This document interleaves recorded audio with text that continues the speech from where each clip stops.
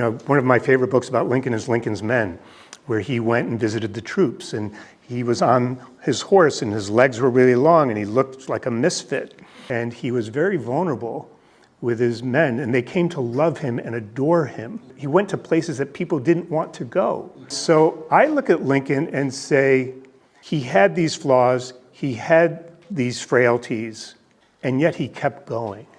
And I think for leaders today, when you think about the type of folks who go and speak before our defense troops with bravado and testosterone, and you think about how Lincoln visited his troops with humility, with vulnerability, I think we'd be wise to think about how we can learn from Lincoln in how we want to comport ourselves at a time when we are divided yet again and need to figure out how our house can stand together.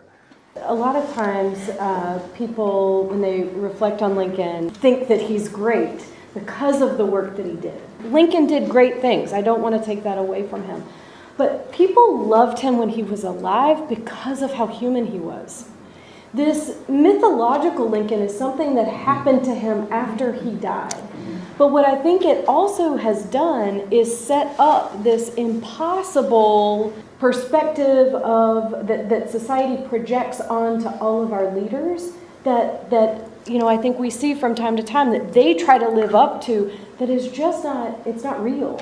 I think that that maybe leaders feel like they have to be perfect or they have to speak with bravado, when in fact, if we could just be more human, it's so much more relatable.